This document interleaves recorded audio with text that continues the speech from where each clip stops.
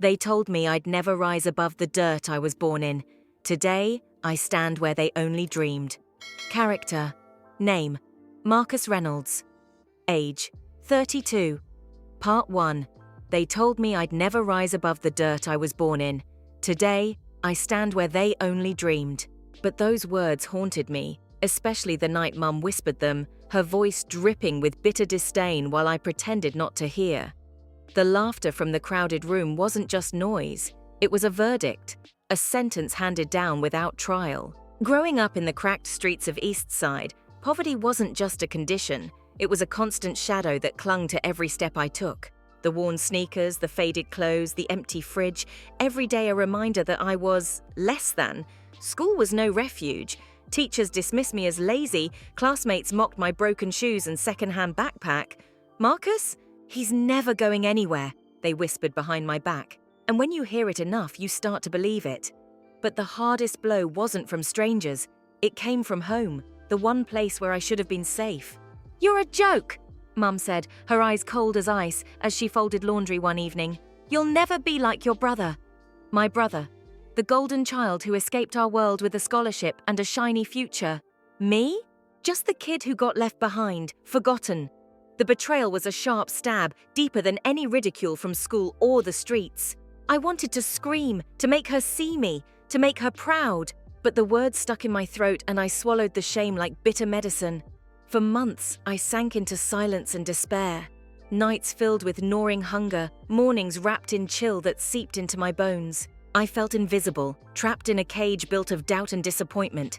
I remember the small defeats, the empty lunchbox, the late bus I missed, the phone calls I didn't make because I was too scared of rejection.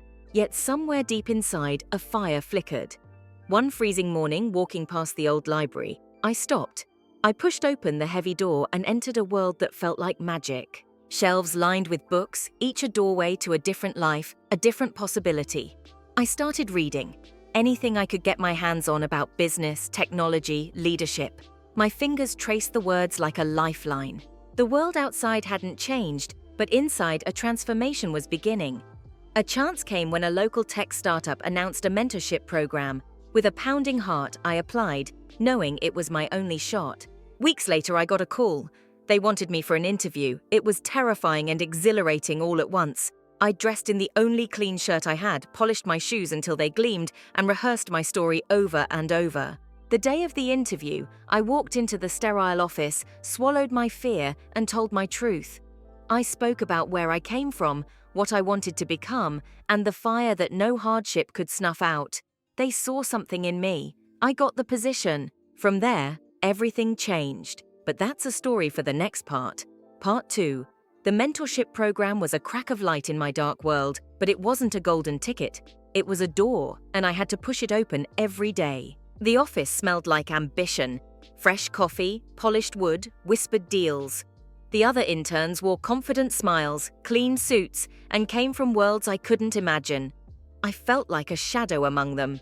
The first few weeks were a blur of information overload and quiet humiliation. I stumbled over jargon, missed deadlines, and my insecurities screamed louder than my voice. "Marcus, can you handle this report by tomorrow?" my mentor asked one afternoon. I nodded, but that night I barely slept, torn between hope and fear. When the deadline came, I handed in the report trembling. It wasn't perfect, far from it, but it was mine. Weeks passed, and the little victories started stacking up. Praise from my mentor, a nod of approval from a senior manager, a smile from a colleague who once ignored me. Slowly, the hunger inside shifted from desperation to determination. Outside the office, life didn't pause. Bills piled up, the apartment landlord's threats became more frequent, and Mum's harsh words echoed louder than ever. One evening, she slammed the door, eyes blazing. "Why do you waste your time? You'll never be more than a loser." I didn't respond. The old wounds throbbed, but something inside me hardened. I wasn't her disappointment anymore. In the darkest nights, I worked, coding until my fingers cramped, networking online, reading every business article, watching videos about startups and investments. And then came the pitch, my first chance to present an idea that could change everything. My hands shook as I stood before the boardroom, facing people who could either build or break me. The lights were bright, the room silent, and every eye was on me. I spoke about a tech app I'd developed to connect underserved communities with essential services. The idea wasn't flashy, but it was real, born from the struggles I knew too well. Questions came fast, some sharp, some skeptical, but I answered with honesty and passion. By the end, a few heads nodded and the CEO smiled. "You have potential, Marcus. Let's see where this goes." That night, I called my brother. He answered with surprise, then something softer. "I'm proud of you," he said. Tears stung my eyes, not for his praise, but because for the first time, I felt seen. The road ahead was still long and uncertain, but I was no longer walking alone. Part 3. Years later, standing in the glass-walled boardroom overlooking the city skyline, I could almost hear the echoes of that laughter. The cruel words from Mum, the dismissive smirks from my old classmates. But those echoes felt distant now, like ghosts trapped behind a thick wall. I wasn't the boy with worn sneakers or the empty lunchbox anymore. I was the CEO of a multi-million-dollar tech company, a leader who built his empire from the ground up. When the invitations to exclusive business events started piling up, I ignored most of them, except one.